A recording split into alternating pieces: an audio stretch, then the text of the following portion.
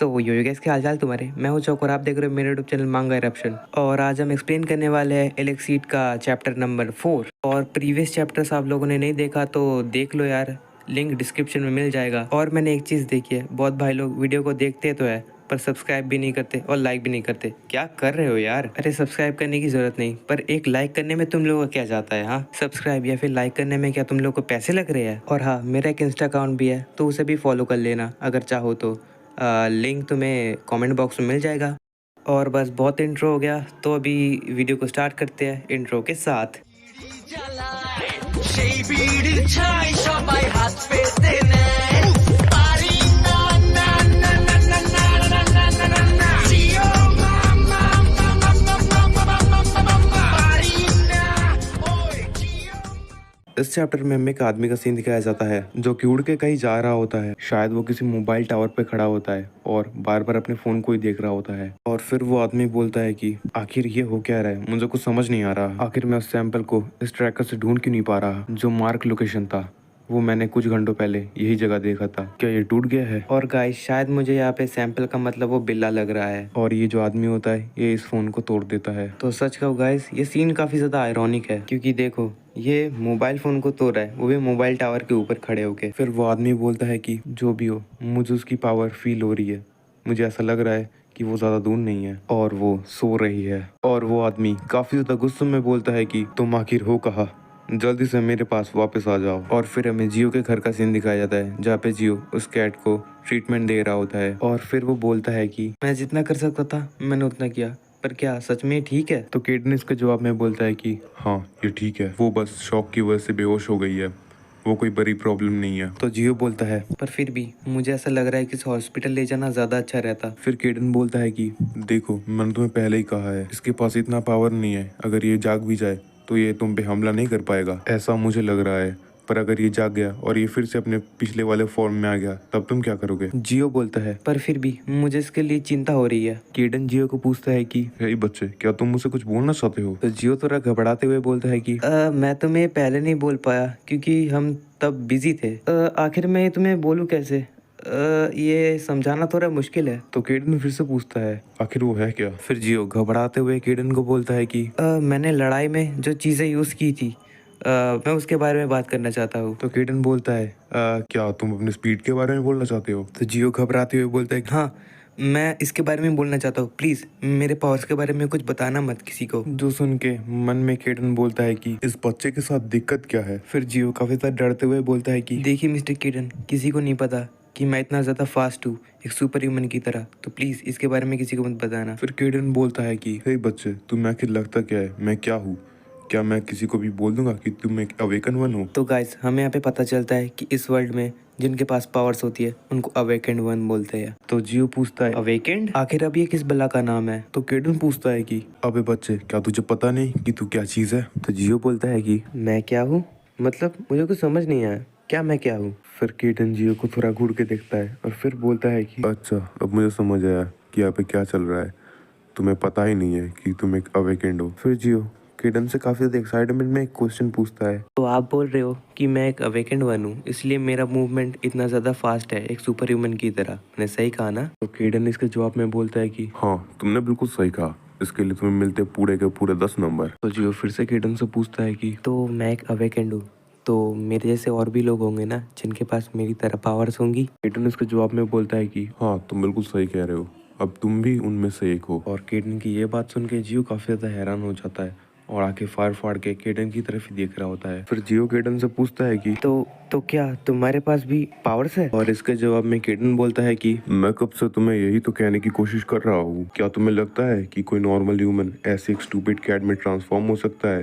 क्या ये कोई सेंस बनाता है? जो सुन के जियो पता नहीं क्यों पर रोना शुरू कर देता है। तो केडन उससे हैरानगी भरे नजरों से पूछता है कि आखिर तुम रो क्यों रहे हो?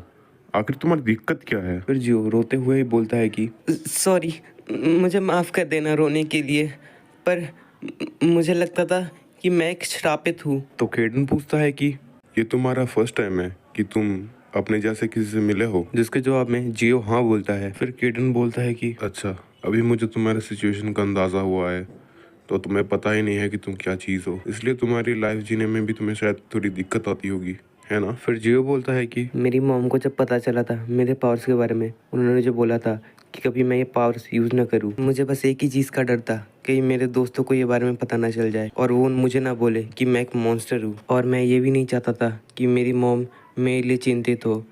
मुझे लगता था कि मैं बीमार हूँ या फिर मैं ह्यूमन ही नहीं हूँ। मुझे बस एक ही चीज़ का डर था कि अगर किसी को पता चल गया मेरे इन पावर्स के बारे में तो वो लोग मुझे दूर ना कर दे और मुझसे एक मॉन्स्टर की तरह ट्रीट ना करे। पहले मुझे लगता था कि मैं अकेला ही हूँ या फिर मैं श्रापित हूँ, पर अभी मुझे पता चला कि ऐसा नहीं है, मेरी तरह और भी है और ये कोई बीमारी नहीं है, ये सच में पावर्स है। और ये बोलते साथ जियो रो देता है।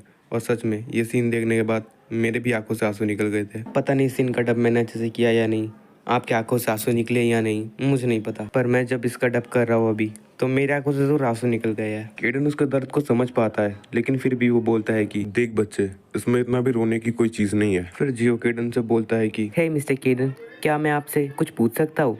क्या आप मुझे सिखाओगे ये अवेकेंड वंस के बारे में? तो केडन इसके जवाब में बोलता है कि हम जैसे जो लोग हैं जिनके पास सुपर पावर्स है उनको ही कहते हैं अवेकेंड वंस। देखो बच्चे, अभी तक किसी को पता नहीं चला कि आखिर ये अवेकेंड पावर्स इंसानों के अंदर कैसे आई, आखिर कैसे ये पावर्स इंसानों के बॉडी और माइंड के अंदर मैन्युफैक्चर की गई। कुछ के पास तुम्हारी तरह फिजिकल पावर्स होती है और कुछ के पास मेंटल मतलब साइकिक पावर्स। और ऐसे भी कुछ लोग होते हैं जो कि अपने पावर से चीज़ों को हिला सकते हैं, तोड़ सकते हैं, बना सकते हैं और वो अपने फोर्स या फिर एनर्जी को कंप्रेस करके काफ़ी ज़्यादा बड़ा एक्सप्लोजन भी कर सकते हैं। जो सुन के जियो काफ़ी ज़्यादा खुश हो जाता है और बोलता है कि वाह, ये तो सुन के बिल्कुल मूवी के सुपर हीरोज जैसा लग रहा है। फिर केडन बोलता है कि हाँ, मैं यही तो बोलने की कोशिश कर रहा हूँ और इन पावर्स को बोलते हैं अवेकन एबिलिटीज़ और ये पावर्स बहुत तरीकों से डेवलप की जा सकती है। और फिर केडन मन में बोलता है कि अच्छा, तो ये गधा आप समझा, तो तुम्हारे पावर्स तुम्हारे मूवमेंट्स को और ज़्यादा तेज कर देते हैं।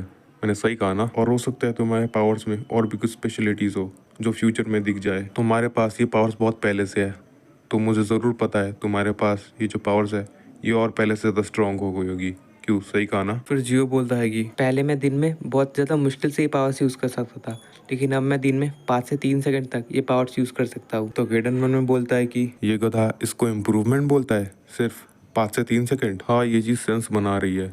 तुम अपने पावर्स को छुपाना चाहते हो, इसलिए तुमने ट्रेनिंग नहीं की और इसलिए तुम्हारा पावर ज़्यादा स्ट्रॉन्ग नहीं हुआ। फिर जियो केडन से पूछता है तो क्या अवेकेंड वंस भी ट्रेनिंग करते हैं? तो केडन बोलता है इसके जवाब में, अबे बच्चे, तुझे क्या लगता है फिर वो इतने ज़्यादा स्ट्रॉन्ग क्यों है? नॉर्मल लोग वो भी तो ट्रेनिंग करते हैं ताकि वो पहले से ज़्यादा स्ट्रॉन्ग बन सके। तो जियो इसका जवाब में बोलता है कि हाँ, फिर भी, पर मुझे अपने पावर्स को छुपा के ही रखना है। फिर उनके बातों के बीच में हमारा जो जियो होता है उसका पेट गुड़गुड़ करने लगता है भूख के मारे। जो सुन के जियो बोलता है कि मुझे माफ़ कर देना मिस्टर केडन, पर मैंने दोपहर से कुछ भी नहीं खाया, इसलिए मुझे थोड़ा भूख लग रहा है। जो सुन के केडन गुस्से के मारे बोलता है, मैं यहाँ पे कुछ ज़रूरी बात कर रहा हूँ और तुम्हें भूख लग रही है। फिर जियो बोलता है कि रुकिए मिस्टर केडन, मैं कुछ खाना लेके आता हूँ। और फिर वो एक ब्रेड के पैकेट को लेता है और उससे ब्रेड निकाल के खुद ही खाने लगता है। जो देख के केडन को भी भूख लग जाती है और उसके पेट में भी टाइटन्स रंबलिंग करना शुरू कर देते हैं। पर जियो जब केडन की तरफ देखता है, केडन अपना मुंह घुमा लेता है, तो जियो समझ जाता है कि केडन को भी भूख लगी है और उसे भी वो कैट फूड दे देता है। और फिर जियो केडन को बोलता है कि मिस्टर केडन, आपको भी कुछ खा लेना चाहिए, और हाँ, आप सिर्फ यही खाना, कुछ और मत खाना। और केडन मन में सोचता है कि अगर मैंने ये बेकार सा कैट फूड एक और बार भी खाया तो मैं ज़रूर पागल हो जाऊंगा। फिर जियो केडन को बोलता है कि इस कैट फूड को आप जल्दी से खा लो।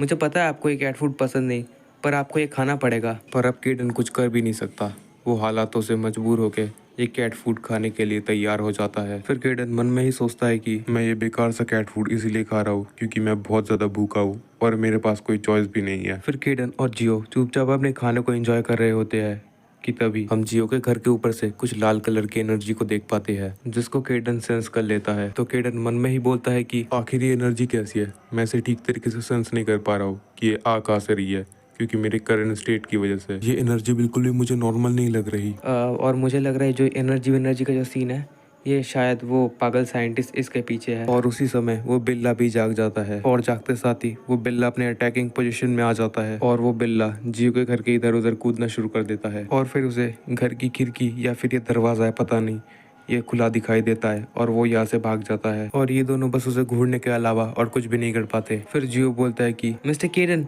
वो भाग गया। तो केडन इसके जवाब में बोलता है कि अच्छा, सच में वो भाग गया? अरे यार, मुझे तो वो दिखाई नहीं। शुक्रिया काफी ज्यादा जल्दी बताने के लिए। वो काफी ज्यादा जल्दी उठ गया। क्या ये उस एनर्जी की वजह से था जो हमारे चारों तरफ था? जियो हैट पहन के तैयार हो रहा होता है तो केडन पूछता है कि आखिर तुम कर क्या रहे हो? तो जियो जवाब में बोलता है कि मुझे जल्दी से जाना पड़ेगा और उसे ढूंढना पड़ेगा, नहीं तो वो किसी को भी चोट पहुंचा सकता है। तो केडन उसे बोलता है कि देखिए मिस्टर हीरो, आपने पहले भी उसे बचाया है और वो काफी ज्यादा चोटिल भी है, तो मुझे नहीं लगता कि वो किसी को चोट पहुंचाएगा। फिर जियो बोलता है कि हाँ, मैं दूसरे लोगों के बारे में गलत हो सकता हूँ, पर मुझे उसकी चिंता है। मैं नहीं चाहता कि उसे चोट लगे। और केडन देखता है उसको और बोलता है कि तो फिर ठीक है, मैं भी तुम्हारे साथ जाऊंगा। जो सुन के जियो तो काफी ज्यादा खुश हो जाता है। तुम ये बिल्कुल मत सोचना कि मैं वहाँ पे तुम्हारे लिए जा रहा हूँ या फिर मैं तुम्हारे लिए चिंतित हूँ।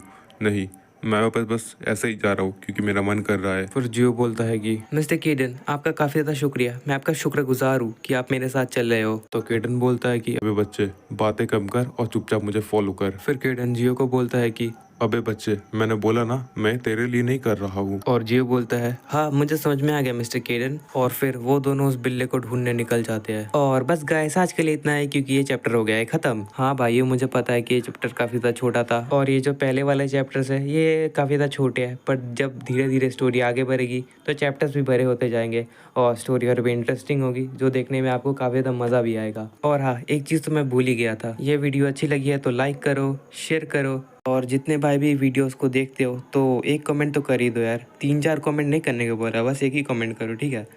ताकि थोड़ा मोटिवेटेड फील हो, ताकि वीडियो बनाने का जो मोटिवेशन है वो आए, ठीक है? तो एक कमेंट कर ही दो सबके साथ। और प्रीवियस जो चैप्टर है उसका लिंक आपको डिस्क्रिप्शन में मिल जाएगा, तो वो देख लियो, ठीक है? और चलो, बहुत बकेतियाँ कर ली, अब चलते हैं, मिलेंगे इसके नेक्स्ट चैप्टर में।